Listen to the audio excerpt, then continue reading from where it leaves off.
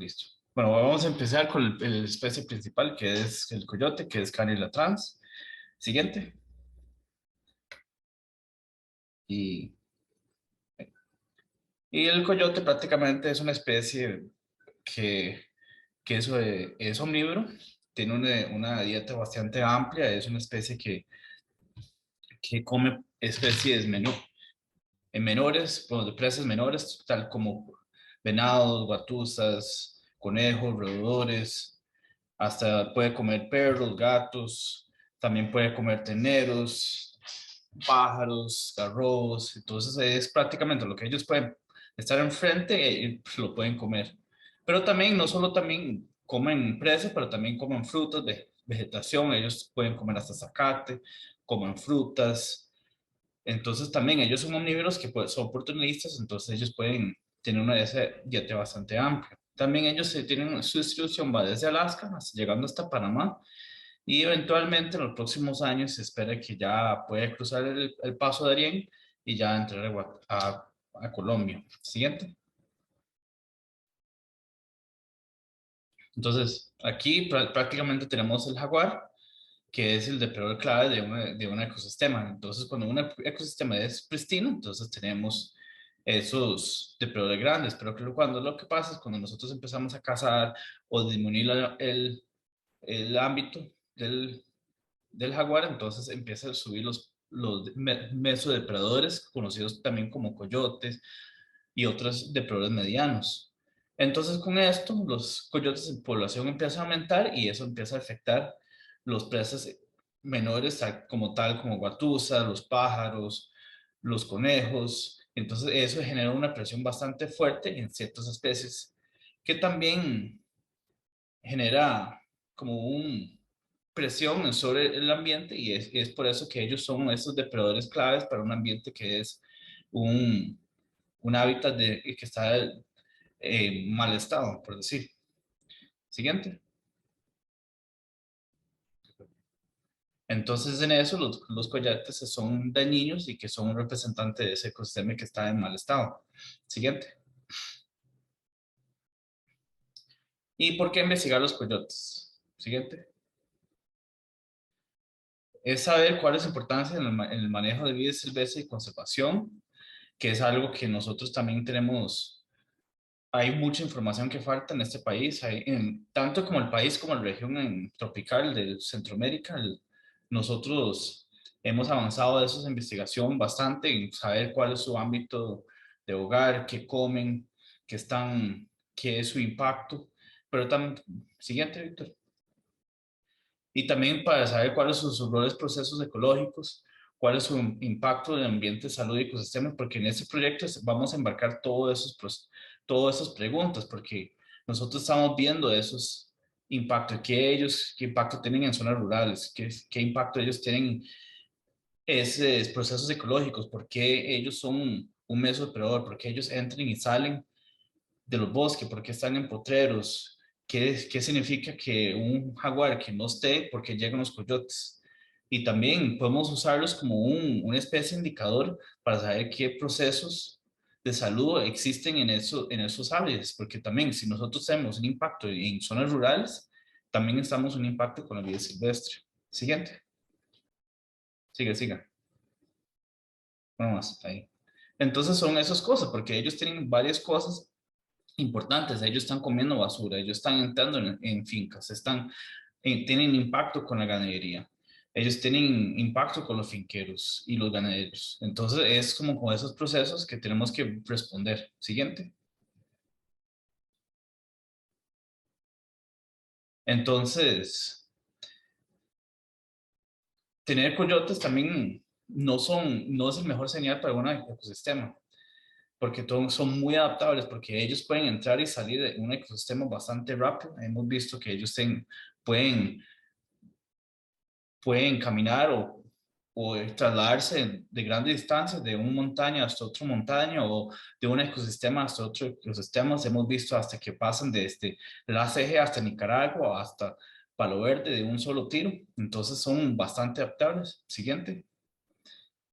Y también son como mesopredadores. Entonces eso es el indicador que cuando no está el jaguar, están ellos. Entonces, cuando una ecosistema que está regenerando o que está recuperando, que tiene jaguares, entonces estamos viendo que también se está despareciendo los coyotes. Entonces, esos son los señales que también tenemos que estar buscando en esos tipos de investigaciones. Siguiente. Y eso es la evidencia del equilibrio del sistema, porque si un ecosistema saludable debería tener jaguares, debería tener ciertas especies, y estamos viendo a esos coyotes en esos ecosistemas que no deberían estar, o estamos viendo que hay una población de coyotes donde pueden estar una población saludable de jaguar. Siguiente. Entonces, hace 20 años, en Playa Nancita y Naranjo, en Guanacaste, es el playa principal que uno va desde la casona bajando. Antes en esas playas era bastante común ver coyotes, hasta manadas de 10, 15, que ellos estaban comiendo las tortugas, estaban comiendo los neonatos. Entonces antes eso era el depredador que estaba presente en las playas. Sin embargo, ahora el día lo que vemos es jaguar. Siguiente. Entonces, lo que pasó fue que antes del año 2000 llegan las tortugas y y antes estaban los mapaches, estaban pisotes, estaban coyotes. Siguiente, siguiente. Entonces eso tenía un impacto bastante grande con los neonatos, porque entonces lo que estaba pasando es que uno tenía los coyotes que comían las tortugas, pero encima de eso estaban comiendo los neonatos, también los mapaches estaban comiendo los neonatos, los opilotes estaban comiendo los neonatos y los pisotes. Entonces hubo un desequilibrio en ese ecosistema que tenía un impacto significativo al tortuga. Siguiente, siguiente, sigue, sigue, sigue. Entonces hoy en día lo que pasa es que tenemos el jaguar que ahora está comiendo las tortugas en la playa y ahora están dejando los carcasas. Y esos carcasas ahora siguen. Ahora esos carcasas están ayudando a la población de sopilotes, pero al mismo tiempo el jaguar desaparece de esas poblaciones de pisote, mapache y coyote, que ahora no están teniendo ese impacto tan grave con los neonatos, pero también los sopilotes, en vez de estar comiendo los neonatos, están comiendo las carcasas. Entonces ahí estamos viendo que hay mayor población de neonatos que está llegando al mar que antes. Entonces esos son los procesos que nosotros estamos viendo que tienen el impacto que tiene esos procesos, que por qué tener el jaguar en los ecosistemas es beneficioso y tener como el coyote también es un desbeneficio al ecosistema. Siguiente.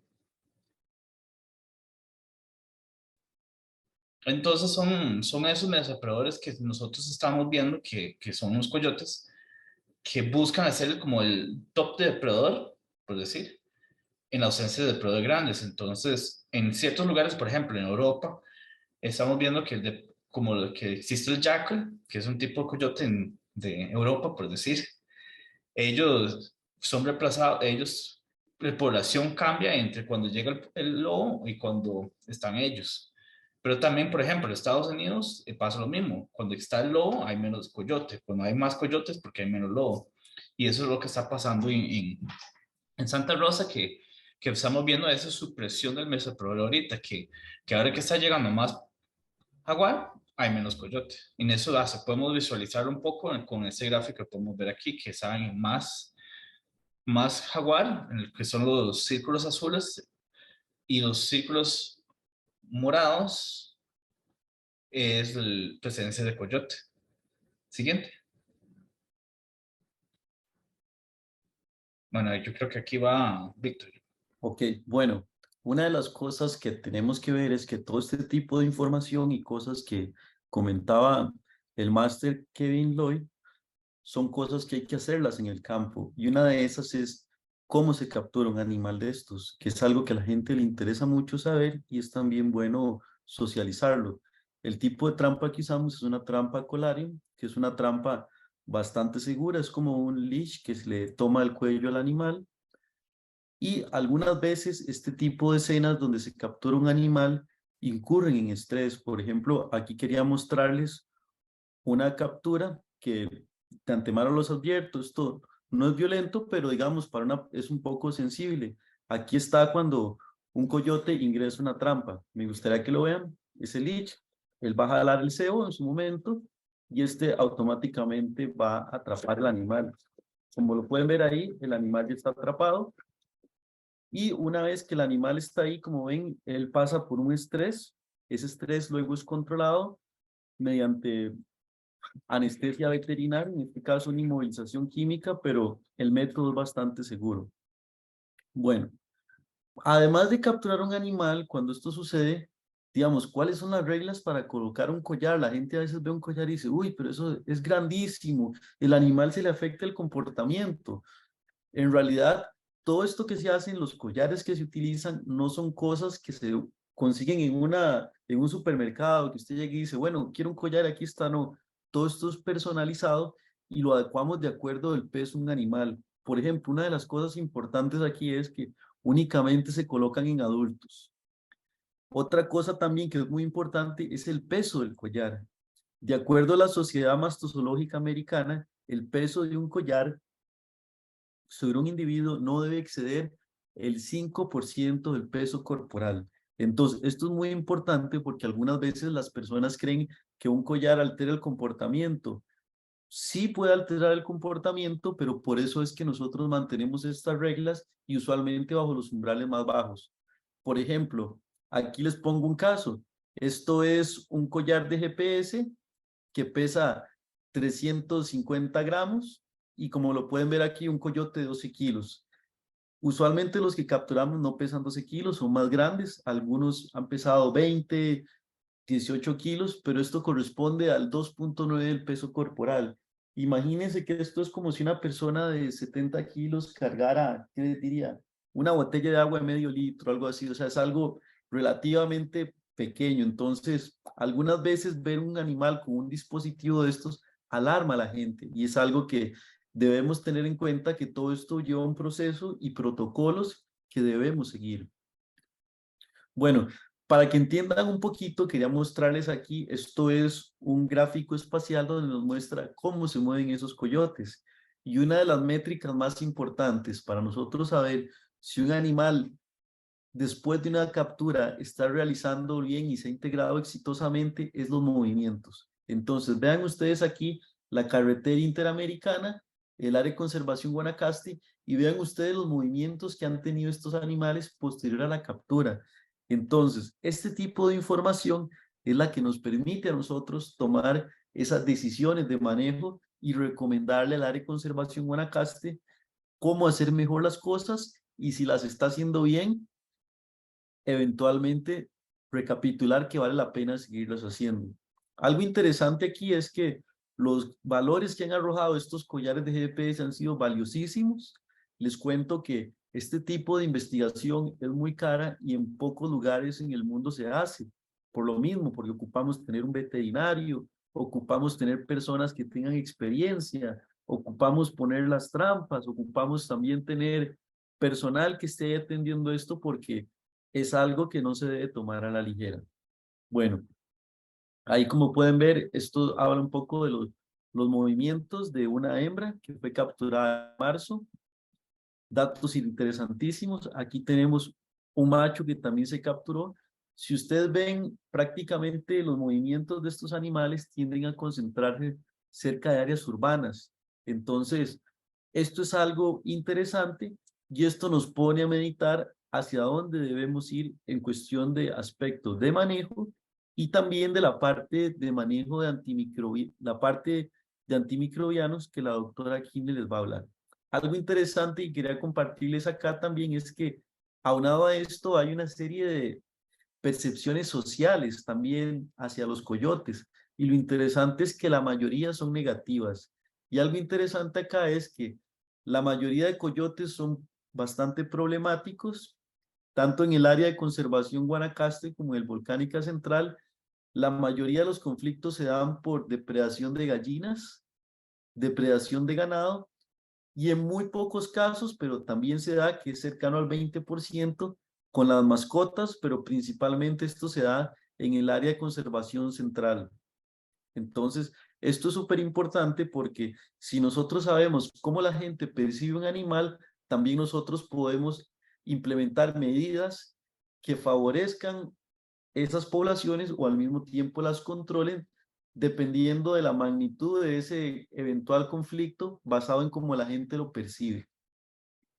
Algo interesante también es que basado en la percepción social, bueno, estos animales son una gran causa de conflicto, principalmente con ganaderos y perros domésticos. Existen muchos mitos alrededor de ellos. Por ejemplo, se dice que son animales que tienen asociaciones con el inframundo, que son muy agresivos.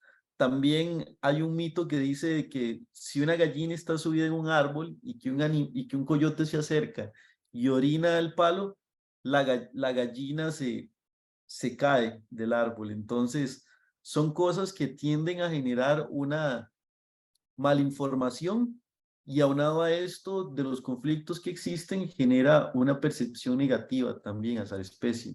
Entonces, todo esto es muy importante. Ok. A continuación, chicos, quedaríamos en manos de la doctora Kilde. Entonces, voy a parar de compartir para que ella les comparta la presentación que tenía preparada. No, es que no la pude, el link que me pasaste era otra cosa. Pues no, sigamos Ok, con esta. Ok, entonces seguimos en esto. gracias. Bueno, la parte también, como decían los compañeros, de cómo se mueve el coyote, con qué está teniendo contacto es importante porque también podemos ver el uso de los radiocollares facilita ver con qué está teniendo contacto el coyote más cercanamente y ver qué otros, con qué otras cosas podría estar interaccionando y cómo esto también podría ejercer un daño para el mismo animal. Entonces, en ese mismo sentido es donde tenemos esta parte de la investigación, que es el uso, es la determinación o utilizar a los coyotes como bioindicadores de contaminación con antibióticos. Y ahí es donde nos preguntamos, adelante, por favor. Bueno, cuando, cuando vemos los antibióticos o cualquier medicamento que estamos usando en las casas, que nos están prescribiendo un médico, pues entonces esto tiene un impacto sobre la naturaleza. Y como uno se preguntaría por qué, porque lo estamos tomando, sí, pero es que el asunto es que este medicamento lo estamos excretando a través de la orina de nuestras heces. Entonces eso al final va por las aguas, llega a los ríos y también llega a los demás, a los bosques en sí. Y además, a través de la basura, pues eso también se puede dispersar estos medicamentos. Entonces se cree de hecho que esta es una de las amenazas que actualmente están más patentes contra la vida, en este caso humana, pero también contra la vida natural. Adelante, por favor.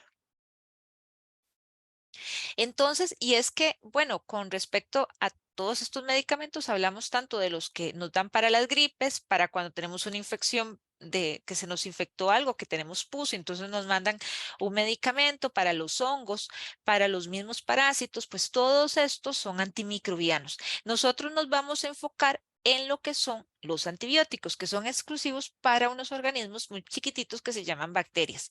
Adelante, por favor. Y entonces, adelante, por favor, cada uno de estos medicamentos pues tiene su modo de acción. Adelante, adelante. Entonces, y adelante, por favor. Cuando estos medicamentos no los estamos usando bien porque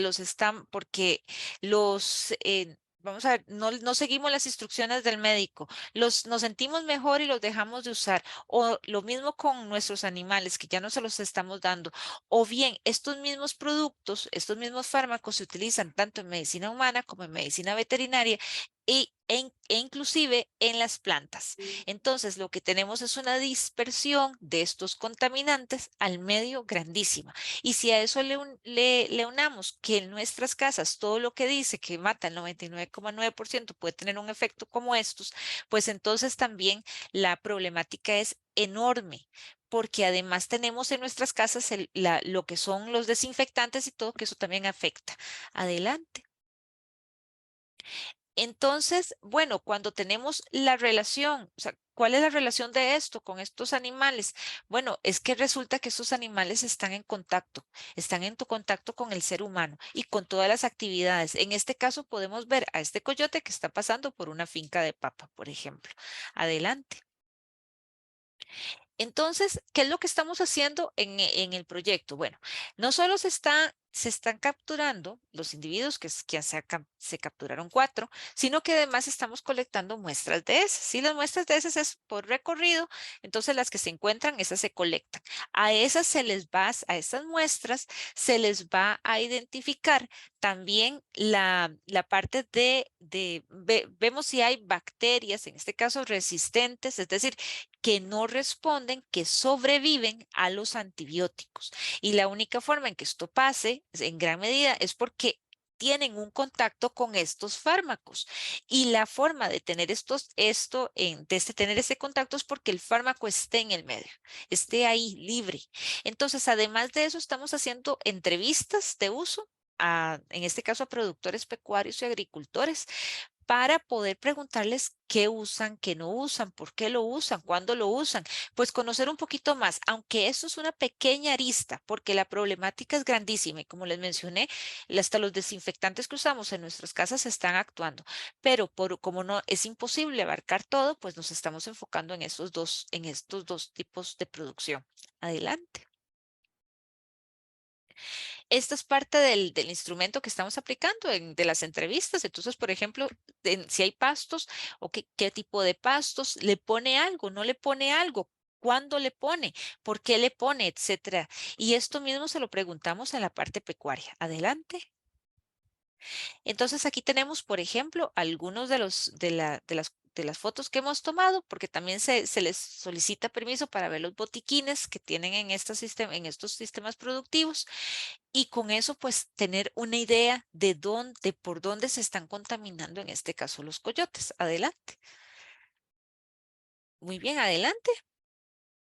Y hasta el momento lo que hemos visto es que se están utilizando bactericidas, es decir, contra las bacterias, al menos siete ingredientes activos, antihelmínticos, es decir, los antiparasitarios, l- que son 5 familias, y los insecticidas. Es decir, aquí tenemos muchos, hay tal vez una misma familia, hay un mismo principio activo, pero con un montón de nombres comerciales. Entonces, al final aquí lo que tenemos son son las familias, son los ingredientes activos. Adelante. ¿Ok? Y en estos sentidos, bueno, tenemos que tener claridad en que no solo uno de estos antimicrobianos, o en el caso de los antibióticos, se toma, sino que también se pueden inyectar o en el caso de los desparasitantes, pues también se pueden aplicar por baños, por ejemplo. Entonces esto va directamente a las aguas y también al suelo. Adelante. Y en ese sentido, bueno, pues en la parte de agrícola también hemos visto herbicidas e insecticidas que se utilizan. Adelante. ¿Y cómo es que puede llegar todo esto al ambiente? Bueno, pues por las atomizaciones, entonces va a irse por el aire o también va a llegar al suelo o también a las aguas.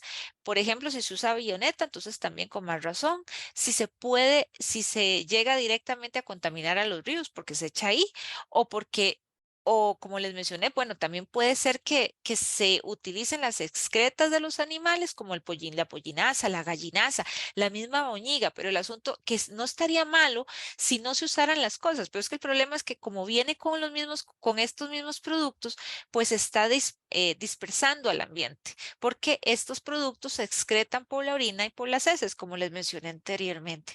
Entonces, al final lo que estamos haciendo es entregándolos, es llevándolos a la arena, a la tierra, perdón, y al agua para contaminar y dispersar más la problemática. Adelante. Y adelante, adelante y adelante. Ajá.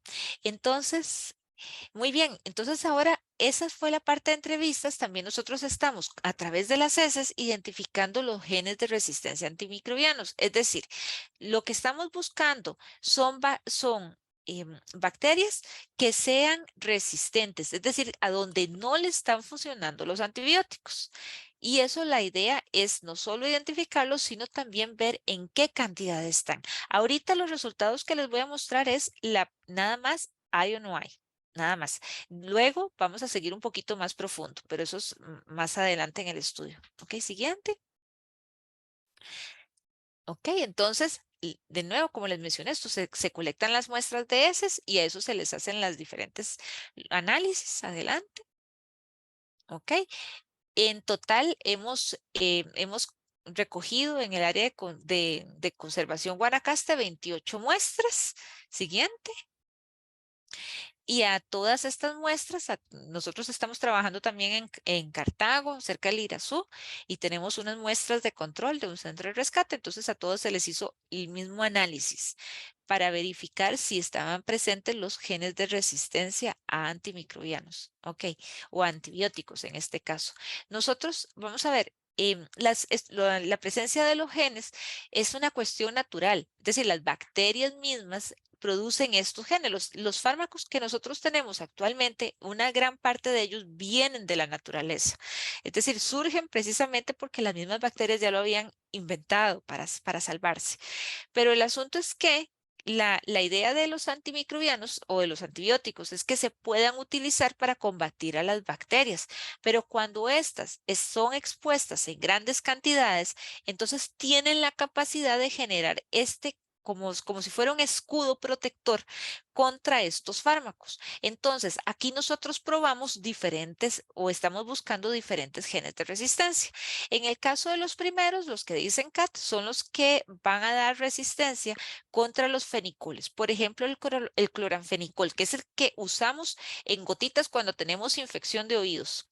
Luego tenemos el que dice Blatem, es el que va a dar resistencia a la penicilina, por ejemplo, a la 2020. Y los que dicen TET son los que dan resistencia a la tetraciclina. Por ejemplo, son los que vienen, la tetraciclina son las que vienen en cremas para uno ponerse en caso de infecciones, por ejemplo, en la piel. Adelante. Ok, entonces, como les mencioné antes, nosotros colectamos 28 muestras en el área de conservación Guanacaste, muestras de heces, ¿verdad?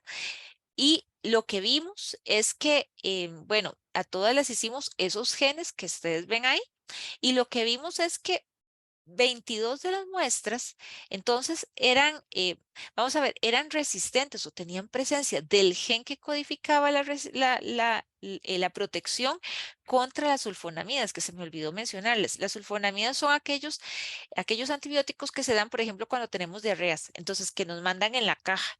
Entonces, pero 22 de las muestras eran resistentes a eso. Eso no puede ser normal porque ningún veterinario va a regar o va a dar, va a ir a capturar a los coyotes para darles un antibiótico. Eso no pasa. Entonces, esto es porque ellos están contaminando de algún lado. En los casos de CAT, los que dicen CAT son los que dicen resistencias a los fenicoles que les mencioné, como el cloranfenicol. Entonces, si vemos en 9 casos eran resistentes. En el que dice Blatem era para resistente a penicilinas, entonces 26 eran resistentes a penicilinas. En el caso de los TET son los resistentes a tetraciclinas y como vemos pues varía, pero la cuestión es que son muchos. Es decir, si aquí uno esto lo ve, es que es preocupante saber que un animal que no es medicado aún así tiene resistencia. Y es que además, como bien lo mencionaba ahora Víctor, pues ellos se están moviendo y están interaccionando con las actividades humanas. Si estos animales están así, entonces podemos en la de menos pensar que los seres humanos que están ahí también están siendo infectados, no por el coyote, no, es por las mismas actividades que están regando algo así o que tienen algo así, ¿verdad? O los mismos humanos.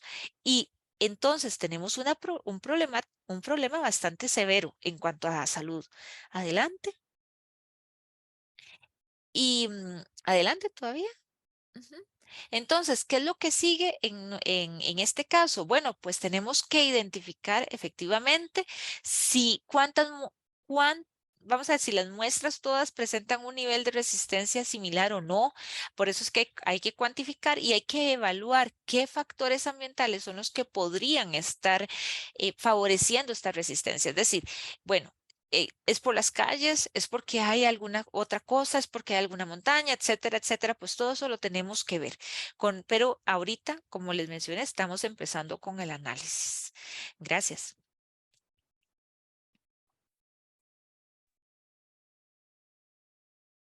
Hola, buenas tardes. Muchas gracias a los que nos están acompañando. Como parte de este proyecto, ¿verdad? O este estudio, esto es un proyecto que todavía está en desarrollo, entonces tenemos resultados preliminares, pero como parte de eso también estamos haciendo, nos interesa saber si los coyotes, tanto del ACG como los que estamos estudiando cerca del volcán Irazú, tienen o comparten enfermedades, en este caso virus, que también podrían tener los perros domésticos, precisamente por toda esa gran movilidad que ellos tienen, que ya mis compañeros les han comentado. Siguiente, por favor. ¿Cuál es el problema y por qué estas enfermedades? Como les dije, ¿verdad? Debido a la movilidad que tienen estos animales, existe mayor interacción con las especies domésticas, lo que podría aumentar las probabilidades de que adquieran enfermedades infecciosas y que afecten no solo a los coyotes, sino a otras especies, porque estas enfermedades no solo afectan a los coyotes, sino también podrían llegar a afectar, por ejemplo, a los felinos.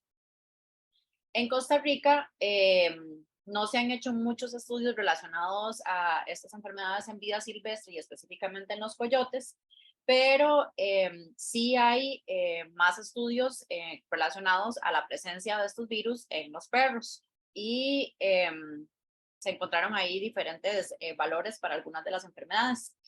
En Estados Unidos hay bastantes estudios y específicamente en el coyote, también en Canadá, en España se han hecho varios de estas y más enfermedades, igual en América del Sur. Sin embargo, la diferencia de lo que estamos haciendo nosotros es que la mayoría de estos estudios se han hecho con sangre o ya con tejidos de los animales que han muerto.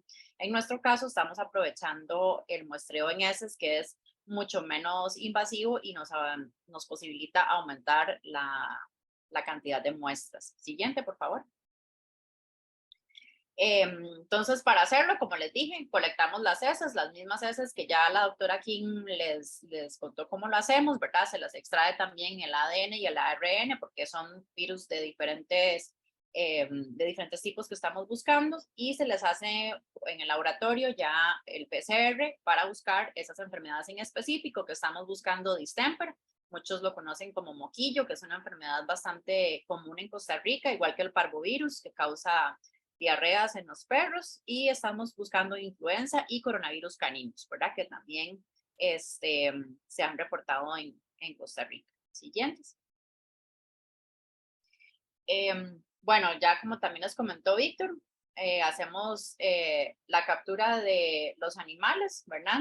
Y se les colocan los collares de telemetría satelital. Durante todo el tiempo anestésico se está monitoreando el animal para que esté seguro y se liberan los animales y después se hace el monitoreo. ¿Por qué nosotros necesitamos para ver la parte de los virus? Porque ya les conté que lo estamos haciendo con las heces. ¿Para qué necesitamos capturar los coyotes? Porque precisamente queremos ver cómo se mueven esos coyotes y cómo podrían estar relacionándose con las áreas donde también hay perros y ahí podrían estarse ya sea infectando los coyotes o viceversa. Siguiente.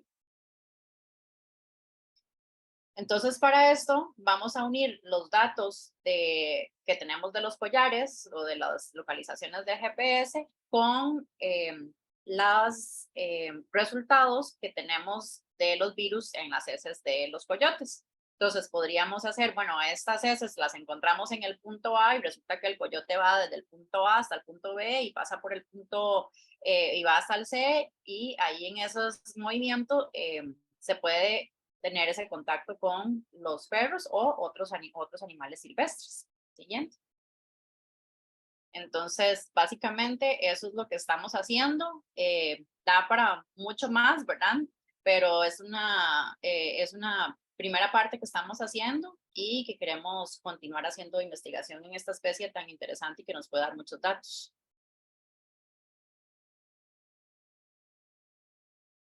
Bueno, muchísimas gracias. Datos muy, muy importantes que nos compartieron los compañeros. Bueno, tenemos un sinnúmero de consultas. Por acá vamos a ir leyendo algunas de ellas. Tenemos por acá, bueno, primero agradecerle a todos los que estaban conectados, ¿verdad? Ahí pasaron conexiones desde San Ramón, de Alajuela, en diferentes lugares, en La Cruz, pusieron por ahí. Y por aquí hay preguntas. Buenas, hay una pregunta muy frecuente que se hace a uno como guía. ¿Cuál es la diferencia entre la huella de perro y la de coyote? Nos pregunta Nel Gómez. Ok, bueno, sí. Lástima que no tenemos un esquema cómo hacerlo, pero una de las claves es que la huella del coyote, usualmente el cojinete plantar, que es por decirle, si esta fuera mi mano, este cojinete, así se llama, cojinete plantar, suele ser en el coyote con forma triangular. Cuando vemos un perro, usualmente suele ser más ancho. Otra cosa que sucede también es que si dibujamos un círculo y comparamos ambas huellas, la de perro es más ancha. Y algo muy importante también es que si ustedes, creo que esto es uno de los aspectos más claves, si ustedes ven las uñas del coyote versus una de jaguar, perdón, de perro, usualmente lo que van a ver es que la punta de las uñas de un perro están romas y son más anchas porque implica desgaste en superficies que tienen concreto, madera, a las que usualmente un coyote no está expuesto, porque él prácticamente interactúa más en sustratos que son más suaves. Entonces, creo que esos serían como uno de los rasgos distintivos, pero les cuento que si una persona no tiene experiencia, es un poco difícil poder diferenciarlas. Ok, gracias, Víctor. Ahora tenemos otra consulta por acá. Dice María Fernanda Grimas. Dice, vamos a ver, buenas tardes. Consulta, ¿hay coyotes que se movilizan solitarios o solamente se mueven en manadas? ¿Cuánto en promedio de territorio necesitan los coyotes? Bueno, yo puedo responder a esa pregunta. Es que en ese tema es un poco complicado porque hemos visto que el comportamiento es un poco diferente aquí que en otras partes como en Norteamérica, en Estados Unidos o en Canadá. Aquí típicamente lo que hemos visto es que no, ellos tienen un comportamiento que hemos llamado como que es unión de fusión. Entonces ellos tienen como ellos pueden ser solitarios o pueden ser grupo, pero no son tan territoriales como por ejemplo que los lobos, pero sin embargo lo que ellos son, trabajan más individualmente, pero típicamente pueden estar con una pareja, típicamente es macho o hembra, pueden ser manadas de 3, 4, 6, hasta 8, hasta 10. Eso ya cuando son más de 4 es mucho más raro verlos que solitariamente. Pero ellos típicamente están trabajando más individualmente. Pero hemos visto evidencias, por ejemplo, que hemos visto un coyote que tiene la pata mala y estaba en grupo de un grupo como de 5 o 6 y después lo vimos otra vez, pero estaba solitario. Entonces son esas cosas que hemos visto que tal vez pueden evidenciar que ellos tienen ese fusión-difusión en ciertas partes aquí, pero ellos mantienen en una zona como grupo, pero individualmente. Ok, gracias, Kevin, muchísimas gracias. Hay otra consulta de William Granados que dice, ¿por qué no hay lobos en Costa Rica si hay coyotes en Norteamérica? Bueno, si quieren, yo les puedo responder esta pregunta. Esto tiene que ver mucho con, digámoslo así, con cómo las especies empiezan, digamos, a distribuirse con la biogeografía de las especies. Si ustedes ven, por así decirlo, donde hay lobos, donde hay cánidos de mayores dimensiones, son sitios donde no tenemos felinos de grandes dimensiones. Por ejemplo, si nos vamos a Norteamérica o lugares donde hay lobos, usualmente grandes felinos como jaguares o otros del género pantera están ausentes. Entonces, prácticamente esto se define, el término adecuado es el nicho ecológico que cumple una especie. Entonces, por ejemplo, yo les podría decir, en un sitio donde no hay jaguares, es muy probable que van a haber especies de cánidos que van a cumplir un rol ecológico similar de gran depredador. Por ejemplo, en sitios donde históricamente no hay jaguar, no hay leones, no hay tigres, ustedes van a ver que hay lobos, por ejemplo. Entonces, por ejemplo, si vamos a Norteamérica, lo que sucede es en unas partes hay lobos, conforme empezamos a bajar, y ya es, por así decirlo, territorio jaguar, ya la distribución de los lobos se empieza a restringir un poco, y los coyotes, que son más generalistas, estos previamente estaban distribuidos en latitudes más al norte, pero poco a poco han ido bajando por acción de la labor antrópica de nosotros. Entonces, es algo que debemos de tener en cuenta. Gracias, Víctor, buenísimo. Ahora tenemos, bueno, primero un saludo a Luis Miguel, allá por Chile. Nos consulta, ¿los coyotes atacan a los humanos? Bueno, eso es un poco, es un mito, es un ataque, es más probable que muere, que lo ataque a un perro que un coyote, yo creo, pero un ataque de coyote es sumamente raro. En Costa Rica solo habían reportes de como agresión o como que un coyote la hace feo, por decir, como que lo puede gruñar o ladrar y nada más, pero ellos se asustan muy fácilmente, ellos son curiosos más que todo, ellos tal vez lo pueden perseguir a uno, por ejemplo, que usted está caminando en un lugar y ellos tal vez lo pueden perseguir a usted como que salga de su territorio, pero nunca van a llegar a atacar o morder. Eso es casi seguro. Ok, gracias, Kevin. Tenemos acá un comentario de don Luis Barbosa Arias. Dice, buenas noches, muchas gracias por ofrecer el espacio, presentaciones muy interesantes. Yo realizo mis estudios de doctorado en desarrollo rural en el tema de relacionamientos humanos, fauna silvestre en la zona norte de Cartago. Me gustaría preguntarle a don Víctor por la metodología de estudio. Yo me interesé en la construcción de valores territoriales en relación de coyote porque la lectura que hacen las comunidades del coyote es mucho más rica e interesante. Por ejemplo, el llamarlos perros lobo, que trae un componente interesante. Y dice que, bueno, al tema antropológico muy rico, en contraposición al imaginario que se tiene en las zonas urbanas, por ejemplo, en el centro de Cartago. Se puede acceder a ese estudio si está publicado para don Víctor. Y para la doctora Kindle, lo que me dice es, ¿se han hecho algún estudio que en coyotes con relación al clorotalinil y lo que está pasando en cipreses o en Oriamuno con la contaminación de fuentes? Ok, bueno, con la parte social, les digo que lamentablemente no es mi fuerte expertise. La colega que trabaja en la parte social, Carolina, pueden referirse a ella y ella eventualmente les puede detallar más en la metodología, porque sí, para esto los científicos sociales utilizan otro tipo de metodologías para extraer información de distintas maneras. Entonces, este estudio cuenta con una metodología y creo que podrías ponerte en contacto con ella a través de vía correo o por el Facebook del ACG para que ella pueda detallar eso. Entonces, quedamos pendientes de eso y estamos dispuestos a ayudarte con mucho gusto.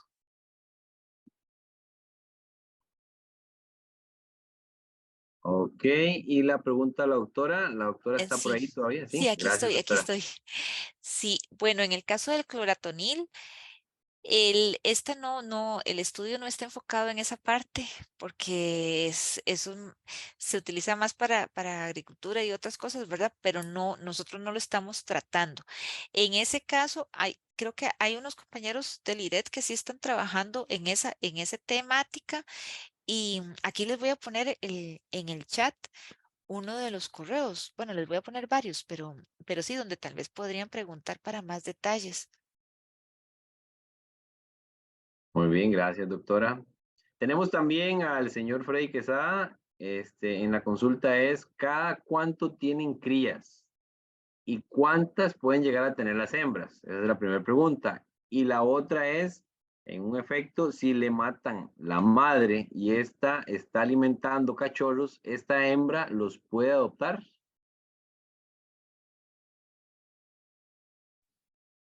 Bueno, hemos visto muy poco de evidencias de cachorros. Hemos visto típicamente en las fotos que yo he visto, tratando de recordar, normalmente hemos visto dos juveniles. No creo, ellos tienen tasa de reproducción baja en ese sentido, que no van a tener una camada muy grande, porque si uno pone a pensar, es bastante recursos tener una camada grande, entonces ellos tienen que abastar los recursos para tener los crías. En vida silvestre yo creo que, no, en zoológico yo creo que he llegado como 4 o 5 por ahí. Yo creo que hay un estudio ahí de una zoológico en Honduras, si no me equivoco. ¿Y cuál fue la segunda parte de la pregunta? Que sí, bueno, lo que dice don Freddy es que si, digamos, una de las madres, si le matan la madre a una cría y está en alimentación, otra, esta podría adoptarlos. Eso será un poco difícil, nunca hemos tenido algo así como para evidenciar eso. Eso ya hay que verlo si ocurre como lo que pasa con otros animales, pero no sé qué decir con ese parte al menos. Ok, gracias.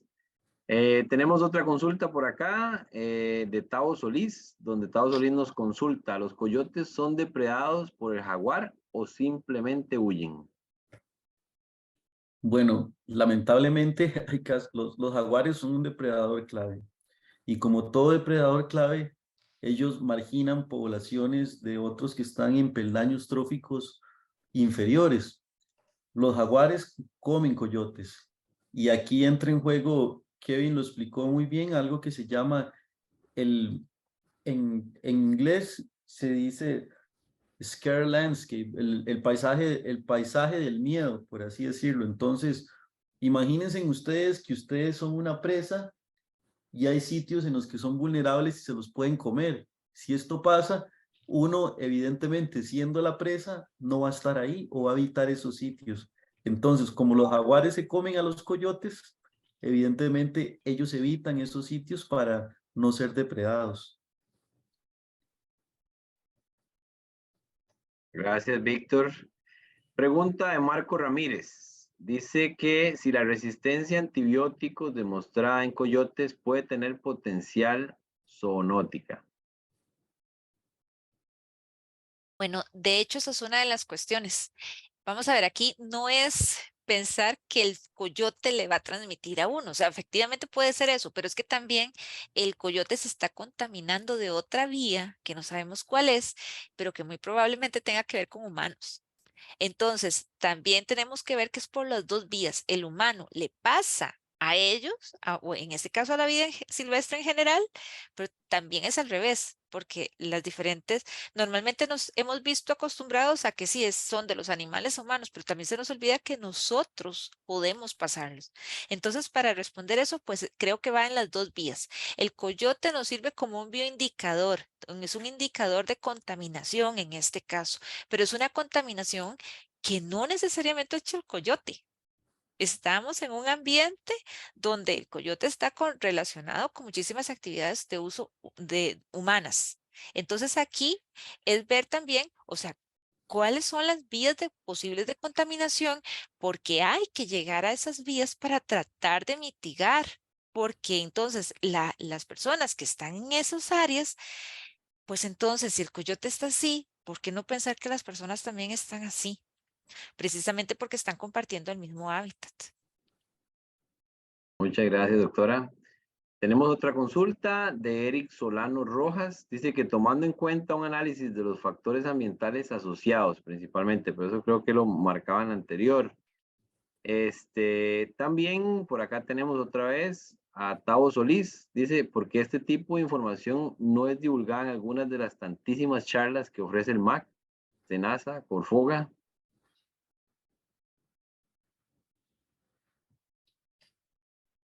Tal vez ahí yo le puedo decir, pues este es un estudio que todavía está en desarrollo, entonces estos son resultados preliminares y no tenemos nada todavía publicado. Entonces hay que esperar un poquito más para poder socializar la información que tengamos al final.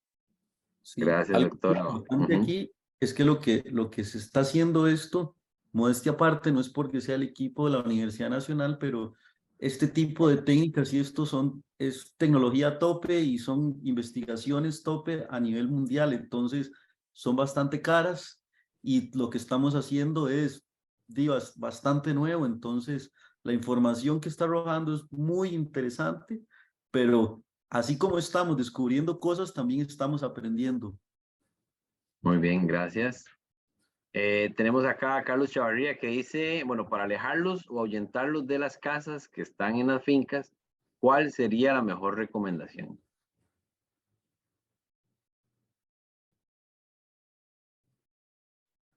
Bueno, tal vez ahí yo digo algo. Bueno, es un poquito difícil porque ellos se ven atraídos por, como comentaron los compañeros, ellos comen prácticamente cualquier cosa, ¿verdad? Entonces, si hay, no sé, basura, si usted hace una compostera, por ejemplo, cerca de su casa, si tiene las gallinas en un lugar que no sea seguro, ¿verdad? Ellos van a llegar siempre porque atraídos por la comida, ¿verdad? Entonces hay que tratar de controlar eso, que los gallineros sean bien seguros, que no dejemos basura, que si hay comida para perros o gatos o algún otro animal doméstico, dejarla en las noches guardada, ¿verdad? Hay gente que ha dicho que algunos olores podrían como ahuyentarlos, pero imagínese si usted vive en la zona rural, no podría rociar toda la casa, ¿verdad? Con algún olor, pero básicamente sería tratar de controlar fuentes de alimentación para ellos, ¿verdad? Por ejemplo, si tenemos terneros, entonces que si la vaca parió en el potrero, recoger la placenta y los desechos o así, ¿verdad? Para que ellos no lleguen y si sabemos que hay una vaca pronta, entonces tenerla cerca de la casa para que no sea atacado la cría o la misma vaca durante la noche. Ok, gracias, doctora. Pregunta Tao Solís por acá, ¿cuál es la relación Puma-Coyotes? Ok, bueno, todos recuerden que esto, yo a la gente usualmente les tiendo a decir de que esto es como cuando usted tiene una pirámide. Usted arma una pirámide de Lego y va poniendo piecitas que estratégicamente, si usted no pone una, la otra no va a estar. Entonces, por ejemplo, les podríamos decir que en ecosistemas donde dentro de su historia natural no está el jaguar, el puma sustituiría ese papel de depredador clave y el coyote, al igual que como el jaguar, seguiría siendo un mesodepredador. Cuando hablamos de mesodepredador, como lo dijo Kevin previamente, recuerden que es un individuo, un depredador generalista, que tanto puede, que si hay escasez, él no tiene una presa específica, sino que él es muy adaptable y cuando los depredadores tope, esos que están arriba, el jaguar, el puma, no están, las poblaciones de coyote, pum, crecen y es cuando estos animales empiezan a comerse pájaros, empiezan a llegar a las fincas, comen basura, son muy adaptables. Entonces, esa es la relación que ellos tienen. Gracias, Víctor. Tengo por acá otra consulta de Helen Brenes. Dice que ¿por qué y cuándo aúllan los coyotes? Yo siempre pensaba que ellos típicamente yo he escuchado a ellos cuando está el atardecer o como en la tarde, como en las noches, pero como temprano en las noches también. Yo creo que es como una llamada social, como para decir como que es, como que aquí estoy yo, como quiero saber quién están cerca o cuando ellos se están juntando. Pueden ser por diferentes razones, pero es una forma de comunicación entre ellos mismos, para saber si hay otros coyotes cerca, quiénes están por ahí. Y, y sí, es como un parte del social de ellos. Ok, gracias, Kevin. Tenemos también otra consulta, Danilo Brenes. Dice que será que estos coyotes, esto es principalmente para la doctora, están comiendo animales de fincas que quizás murieron y les había inyectado algún medicamento los mencionados. Bueno, todas esas son posibilidades, pero también pensemos que todos tomamos agua. Entonces, por ejemplo, puede ser que se estén contaminando porque los ríos están contaminados, por ejemplo, o porque están consumiendo algún ratoncito que pasó por alguna casa o alguna plantación o algo así. Entonces, las vías son un montón, no es una sola. La idea con esto es tratar de ver, teóricamente, en esta fase lo que podemos sacar son hipótesis de dónde se podrían estar contaminando. En las siguientes ya tendríamos que ver cómo podemos llegar un poquito más, pero la idea de nuevo, la idea no es hacer una cacería de brujas, no es ir a cerrarle el negocio a nadie ni nada de eso, no. Es ver más bien cómo ayudamos en este caso a los productores y de nuevo, aquí quiero hacer pensando en el comentario anterior de lo de Senasa, Corfoga y todo eso, bueno, es porque nos estamos enfocando en eso, pero es que las actividades que usan todos estos productos son grandísimos. Y de nuevo, si abrimos la casa, si abrimos la alacena de cada uno, ahí están los desinfectantes, ahí está pastas de dientes y todo eso que usan estos, o sea, todo lo que diga que quita el 99,9% podría estar provocando esto. Entonces, las posibilidades son muchísimas, pero nosotros, por el enfoque de la investigación, es que tomamos esta pequeña parte, ¿verdad? Pero lo que no quiero es que se vayan con la idea de que son los únicos. Hay muchísimas más que son parte de la lista. Sí, sí, son parte de la lista. Y la idea es tratar de ver cómo mejoramos las cosas. Gracias, doctora. Tenemos otra consulta por acá y casi que vamos cerrando. Tendremos esto y más, ¿verdad? Que pueden encontrar en nuestra página web y en nuestras redes sociales también. Cualquier consulta van a ser atendidas de la mejor forma. Y bueno, por acá dos más. Dice, ¿existe la endogamia en la población de coyotes? De John Fernández.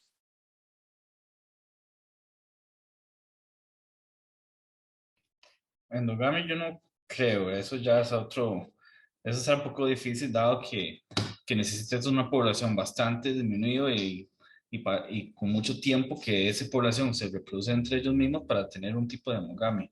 Lo que, lo que está en discusión entre ciertos científicos es ver si los coyotes que están llegando a Panamá son híbridos. Y eso, en mi opinión personal, yo tengo mis dudas qué tanto de hibridización existe entre los coyotes, dado que cuesta bastante, que existe una población bastante híbrida, por decir, pero no tenemos evidencia ni nada de ese tipo para estar dando, dando como respuesta que si hay hibridización o no. Ok, gracias, Kevin. Buenísimo. Y tenemos otras dos preguntas y cerramos. ¿Qué porcentaje del tiempo pasan los coyotes cerca de las playas de anidación de tortugas marinas en comparación a otros ecosistemas del área de conservación Guanacaste? Una pregunta de don Luis Fonseca. Bueno, es una pregunta muy interesante y curiosamente a la fecha estos coyotes no han bajado a las playas. Tenemos evidencia de otros, pero evidentemente cuando empiece el pico de anidación de las tortugas nos daremos cuenta. Ok, buenísimo. Y la última consulta que tenemos por acá. Si han visto algún tema de domesticación de coyotes en Costa Rica. Yo he escuchado historias ahí. Supuestamente hay una señora ahí que es un ermitaño ahí en Irazú, que supuestamente tiene un coyote ahí. Y yo he visto personas que han tenido como perros que parecen demasiado coyotes también, pero que se pueden domesticar, se pueden. En algunos casos es posible, pero en ellos nunca salen, nunca se puede domesticar 100%.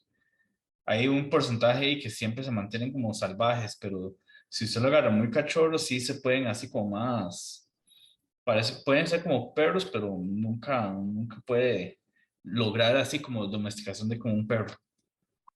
Tal Ok, vez para ampliar un poquito el concepto sería más bien mascotizar, pero no domesticar, porque usted lo podría tener en su casa como un perro, pero ellos nunca van a ser domesticados, porque para poder domesticar a un animal tienen que pasar muchísimo tiempo, ¿verdad? Como pasó con los perros y los gatos hace muchísimos años, ¿verdad? Entonces, a pesar de que se comporten como la gente pensaría que como un perro, nunca van a llegar a ser domesticados y siempre van a tener su instinto silvestre, por decirlo así, por lo cual en cualquier momento, igual como lo puede hacer un perro, ¿verdad? Podrían atacar. En los centros de rescate se reciben bastantes coyotes que la gente los ha encontrado y cree que están solos y se los lleva para su casa, ¿verdad? Pero eventualmente empiezan ya con su parte más de instintiva, ¿verdad? Y ya es cuando no los quieren, ¿verdad? Entonces, ahí tal vez es la diferencia entre mascotizar y domesticar que hay que tenerlo en cuenta. bueno, no, muchísimas gracias. Agradecerle a Kevin, a Víctor, a Isabel, a Kindle por el tiempo y el espacio que nos dieron.